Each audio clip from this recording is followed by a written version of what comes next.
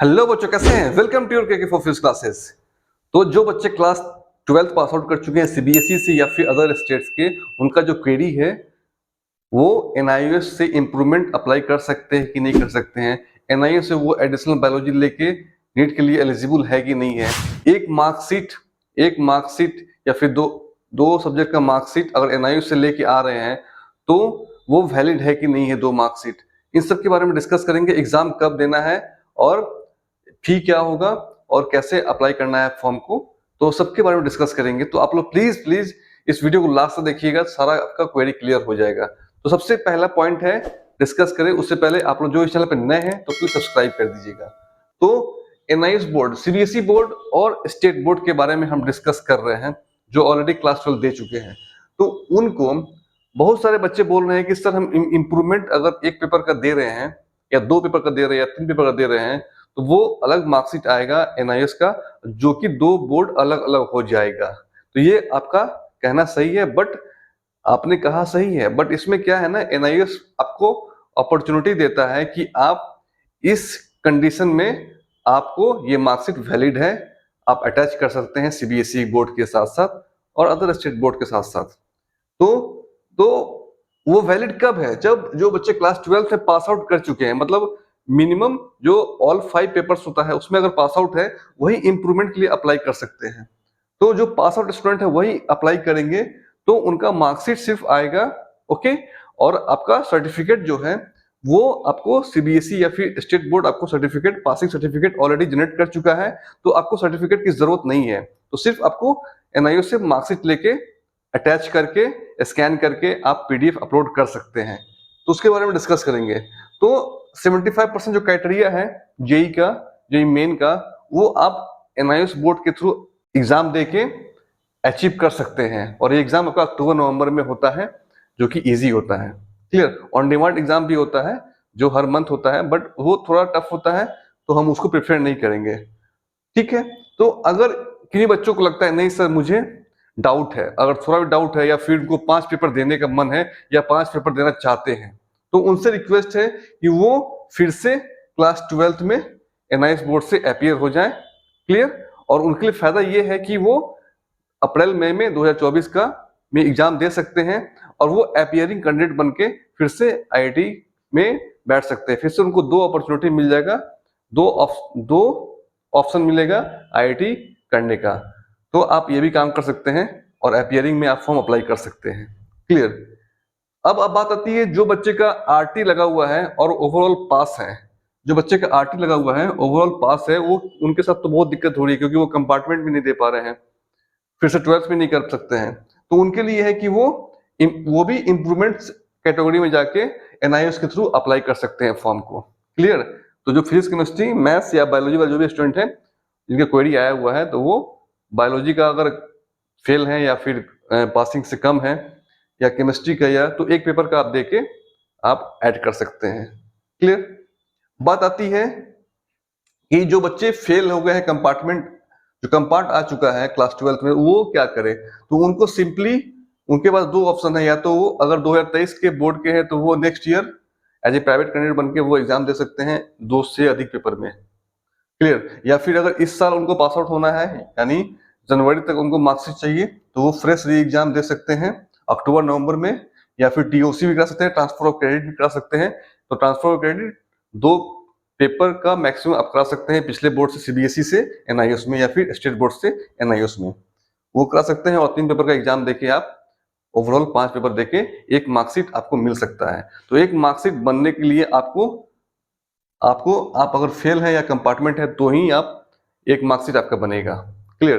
तो ये आपका, तो आप समझ में आ गया होगा। अब बहुत सारे बच्चे क्या कर रहे हैं कि जो फेल है, कंपार्ट लगा हुआ है, वो भी क्या कर रहे हैं, इस सेक्शन में अप्लाई कर दे रहे हैं। तो उनके साथ दिक्कत क्या होगी, क्योंकि इनको न इधर से पासिंग सर्टिफिकेट मिलेगा न एनआईयू से पासिंग सर्टिफिकेट मिलेगा, तो वो फंस जाएंगे। क्लियर? तो वो मत काम करना आप। ओके? बात आती है जो बच्चे पीसीएम से, फिजिक्स, केमिस्ट्री, मैथ से हैं, उनको मन किया, उनको पता चला कि नहीं बायोलॉजी लेना चाहिए, बायोलॉजी में अच्छा फ्यूचर है, डॉक्टर बनने का इच्छा है, तो वो एडिशनल बायोलॉजी एक पेपर में ले सकते हैं।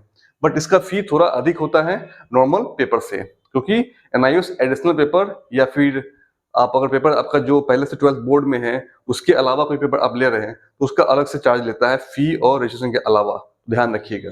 क्लियर? और ये जो बच्चे 2024 में नीट की तैयारी करने जा रहे हैं या नीट का फॉर्म अप्लाई करेंगे, उनके लिए बेस्ट है कि वो अक्टूबर नवंबर वाले सेशन में अप्लाई कर दें।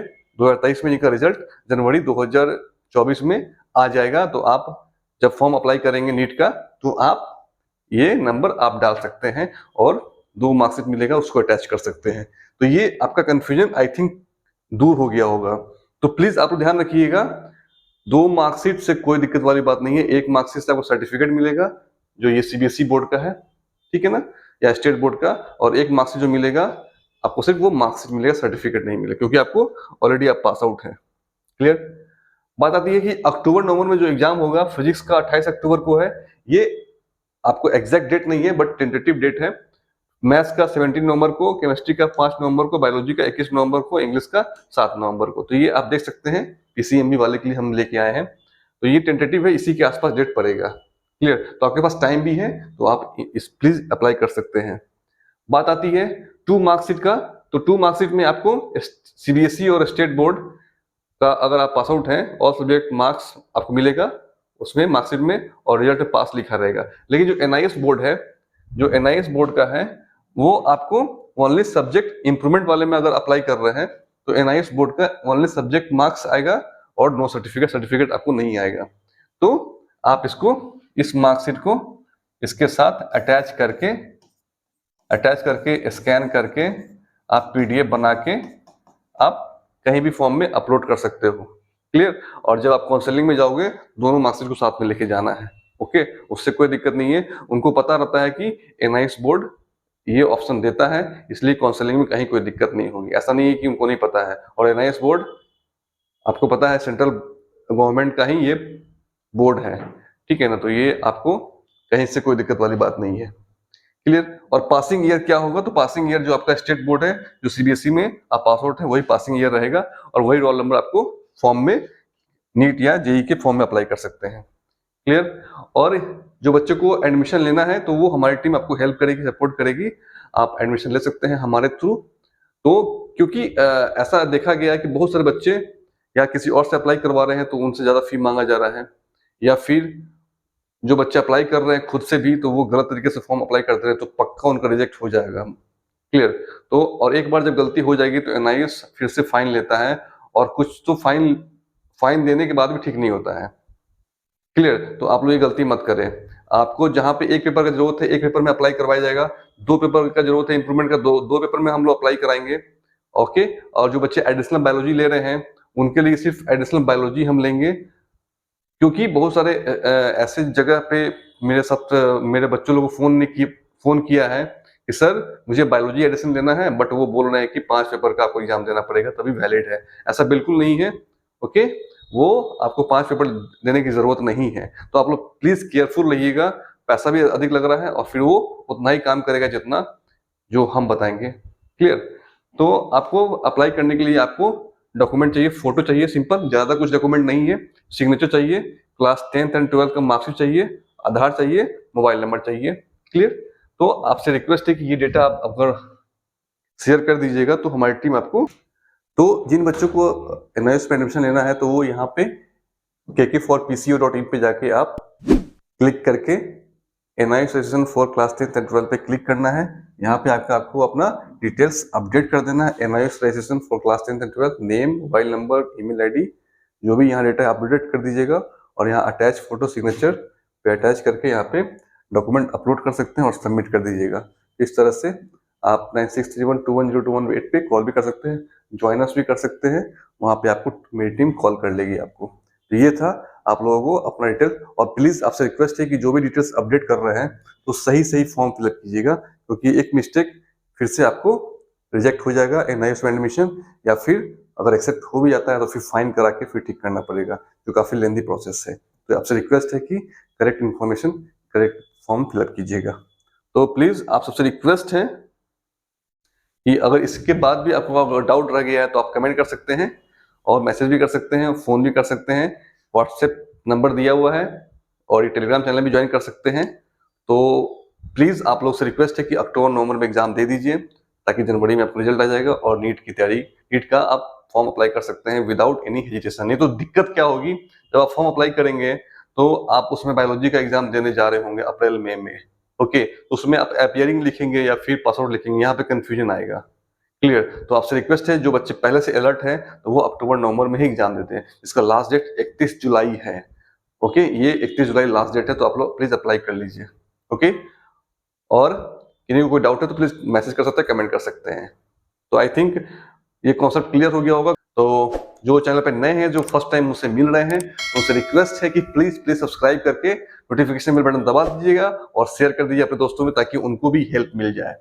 तो जो 2022 के स्टूडेंट हैं, जो इम्प्रूवमेंट नहीं दे सकते हैं, सीबीएसई से हैं, इम्प्रूवमेंट नहीं दे सकते हैं, या फिर अदर स्टेट बोर्ड से हैं जिनके पास इम्प्रूवमेंट का ऑप्शन ही नहीं है, तो उनसे रिक्वेस्ट है, और वो ऑलरेडी ओवरऑल पास कर चुके हैं, तो वो अगर मेन फिजिक्स, केमिस्ट्री, मैथ्स किसी एक मेन पेपर में फेल कर गए, तो उनसे रिक्वेस्ट है कि आप लोग इम्प्रूवमेंट एनआईएस के थ्रू दे के वो क्लियर कर लीजिए, ताकि आगे आपको दिक्कत नहीं है कॉलेज में एडमिशन लेने के लिए। ओके फ्रेंड, कोई डाउट है तो प्लीज पूछिएगा। मिलते हैं अगले वीडियो में। Good luck, bye bye.